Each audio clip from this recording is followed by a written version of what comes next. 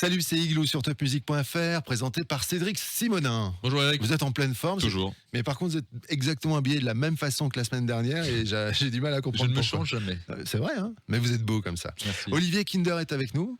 Bonjour. Bonjour messieurs. Alors, Boule Promotion, c'est votre boîte, vous êtes le directeur général, mais vous êtes le nouveau président de la Fédération des promoteurs immobiliers Grand Est. Tout à fait. Depuis le 1er juillet. Qui a remis il y a quelques jours ses pyramides d'argent. C'était une magnifique soirée à laquelle nous avons participé avec Cédric, mais on ne va pas parler de ça aujourd'hui. On va parler de l'évolution des prix du marché de l'immobilier neuf dans les grandes villes d'Alsace, et je vous laisse dans les mains expertes de quelqu'un que vous connaissez bien, Cédric Simonin. Merci Eric. On avait fait une émission avec Olivier Biry sur le marché de l'ancien. Il était assez logique que l'on fasse aussi, qu'on dresse un tableau sur le marché du neuf.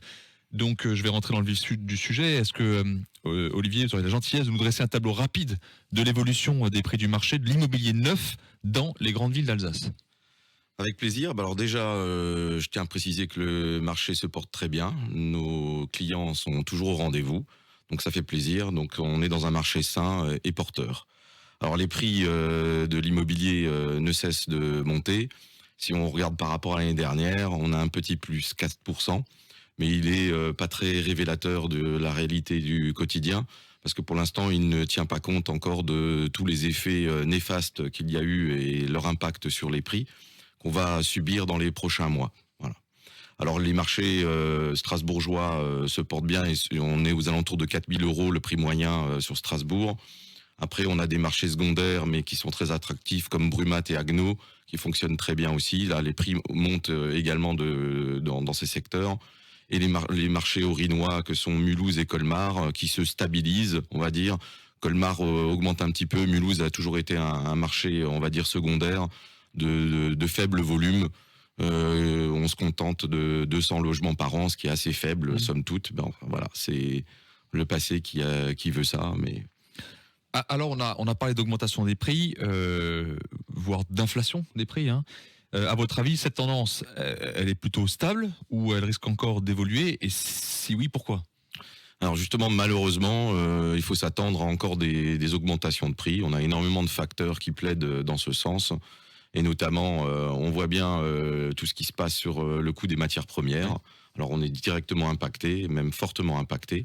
Donc ça, c'est un effet complémentaire qui va se répercuter dans les prochains temps, dans les prochains projets. Peut-être sur les matières premières, pour donner quelques tendances. On a l'acier, c'était plus 40%, le cuivre à peu près plus 20 ou 25% si ma mémoire est bonne. Le bois, alors là ça a été l'explosion absolue, presque 100 ou 150%. Alors ça se calme un petit peu parce que c'est un marché mondial et les États-Unis et la Chine qui sont redémarrés beaucoup plus rapidement que nous, ont vraiment préempté tous les marchés du bois. Ça a tendance à revenir un peu plus stable, mais quand même.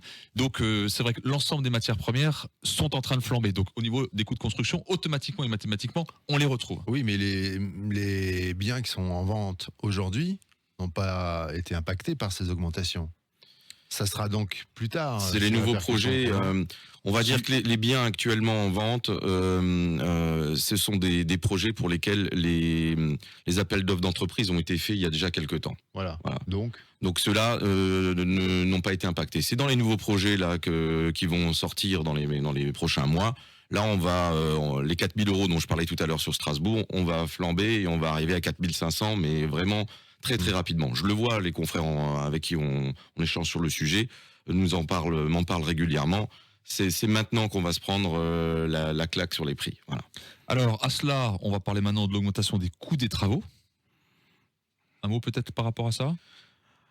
Ça, on le vit déjà maintenant. Là, c'est vraiment une situation qu'on regrette, mais voilà, on l'a subi. On n'a pas trop moyen d'actionner sur le sujet. On espère que ça va revenir à la normale d'ici peu, mais ça, c'est que des prévisions. Donc ça, c'est assez compliqué.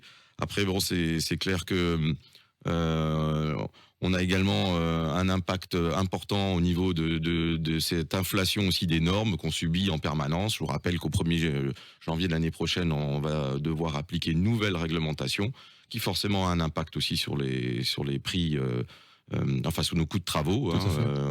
Alors on va faire une émission spéciale sur la RE, réglementation environnementale 2020. alors qu'il est de 2020, mais qui va être applicable en 2022. 2022, Ça, oui. c'est les joies des normes et réglementations, mais on a l'habitude. Exactement. Donc ça aussi, c'est ce dont parlait Olivier Kinner. Tout à fait. Et puis après, on a encore des éléments importants qui plaident encore sur cette augmentation des prix, de nos prix de vente. C'est l'inflation aussi sur les prix des terrains. Bon, ça a toujours été le cas et ça continue à monter en puissance. Rareté des fonciers engendre immanquablement une augmentation des coûts des terrains. Et dernier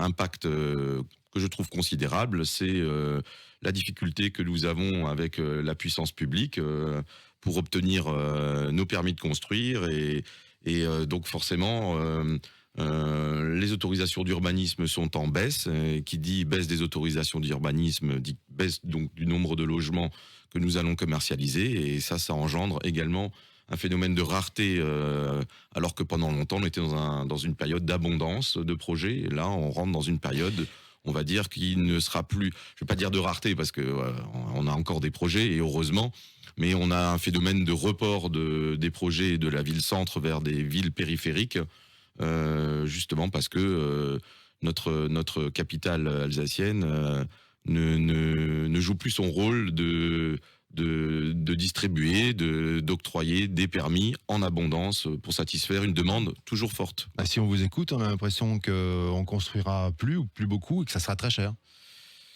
Donc encore plus cher. Oui, parce que de toute façon, c'est une volonté sur l'agglomération strasbourgeoise de baisser le nombre de logements, ça a été dit. Donc quand on avait... Vous ne parliez pas que de Strasbourg, là, quand vous parliez des maires qui ne donnent plus... Non, mais l'exemple est très, très marquant sur Strasbourg. Pendant quelques années, on a eu une belle période à 4000 logements par an. Et ça marchait très bien, la clientèle suivait. On n'avait pas de souci de commercialisation. Et là, on va rentrer dans une période où on nous a parlé de 2000 ou 2500 par an. Bon, c'est sûr que... C'est une mauvaise surprise, monsieur Kinder. Oui, tout à fait, Eric. Bon, il fallait la faire quand même. Je sens que vous voulez. Je sens Ouais, que vous je voulez l'ai titiller depuis un le moment début, ou un autre. Je voyais dans vos yeux que voilà, vous c'est étiez fait. prêt à On la peut passer aux sortir. choses sérieuses maintenant. Là où je souhaiterais quand même appuyer, c'est sur ce que vient de dire Olivier. Cette difficulté du stop and go, elle est très difficile à gérer pour nous, professionnels de la construction, parce qu'on n'est pas sur la même temporalité. Un élu, ça a une temporalité de 6 ans. Nous, on a une temporalité minimum de 3 ans. Minimum. Donc généralement, la majorité des projets, c'est 4 ans, et puis parfois, pour certains un peu plus conséquents, c'est 5 ans, etc. Donc on a cette différence de temporalité, et ce stop and go a des conséquences réelles sur les coûts des travaux. Il a passé très rapidement dessus, mais je voulais quand même insister là-dessus. C'est que lorsque les élections municipales se profilent en mars, logiquement 2020, l'été 2019, on dit déjà aux professionnels, les élus disent ne déposez pas de permis, etc., etc. C'est très embêtant parce que finalement, ça fait que tout d'un coup, on a ce stop and go. Donc on a un go où tout le monde dépose après les élections. Donc logiquement, c'était avril. Là, c'était plutôt septembre. C'est-à-dire que tout le monde dépose en même temps. C'est-à-dire que tout le monde a le permis en même temps. C'est-à-dire que tout le monde démarre en même temps. C'est-à-dire que tout le monde sollicite les entreprises en même temps.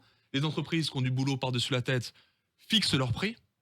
Et donc, on a des coûts de construction qui sont élevés. Rajoutez à ça les normes, les matières premières dont on s'est pris ça à partir de cet été. La disponibilité des matières premières, parce que la question, c'est pas seulement l'augmentation, c'est aussi la disponibilité. Allez expliquer à un client qu'on n'a pas de porte parce qu'on n'a pas de bois. Allez expliquer que j'ai plus de tickets pour des clôtures. Allez expliquer que on n'a pas les cartes nécessaires pour mettre ça dans les chaudières ou dans les thermostats et qu'on peut pas livrer nos chaudières parce que finalement on a un problème de gestion des cartes en Chine. C'est très difficile à expliquer. On comprend bien qu'on est dans une période de turbulence en fait dans votre métier. Oui, sauf que généralement ça crée des opportunités. Ça c'est parce que vous êtes optimiste. Mais je suis de la nature l'optimiste. C'est vrai aussi que ça permet aux acteurs, notamment, je vais prendre l'exemple des acteurs de la FPI, qui sont des acteurs qui sont plutôt installés, compétents, passionnés aussi. Ça permet de nettoyer un petit peu le marché de gens qui s'improvisent dans la promotion immobilière. Donc ça permet aussi de conforter les entreprises en place, qui ont pignon sur rue, dans leur domaine. Une dernière question en guise de conclusion. Est-ce que c'est encore le moment d'acheter et si oui, pourquoi ? C'est toujours le moment d'acheter et la raison principale, on l'a évoqué déjà tout à l'heure, c'est que les prix vont continuer à augmenter. Donc c'est sûr que si on attend des jours meilleurs, on peut toujours espérer, mais sincèrement, avec ce qui s'est passé par le passé, en dehors d'une vraie crise, les prix ne baissent pas et même avec une crise, on sait qu'ils repartent à la hausse très rapidement après. Donc ça, de toute façon, ça se profile pas. Donc les prix continuent d'augmenter. Donc ça, c'est la première raison qui me pousse à vous dire il faut continuer à acheter et surtout maintenant. Et la deuxième raison, c'est que l'immobilier reste une valeur refuge, donc ça reste une opportunité pour certains, les investisseurs, etc. C'est toujours d'actualité, quoi. Voilà. Ok. Eh ben, on a noté tout ça et maintenant, c'est à ceux qui nous écoutent de prendre les bonnes décisions. Merci à vous deux. Merci. Cette émission, Igloo, le Mac de l'habitat, on la retrouve comme toutes les autres. On est à combien? On est à 137 140, émissions, bientôt, ouais. quasiment 140 bientôt, sur la chaîne YouTube d'Igloo, sur Igloo on Air, c'est sur Facebook, sur toutes les plateformes de podcast et bien sûr sur topmusic.fr. Merci Olivier Kinder. Boule Merci à vous. promotion et bravo pour la pyramide que vous avez obtenue il y a quelques jours lors des pyramides d'argent. Merci beaucoup.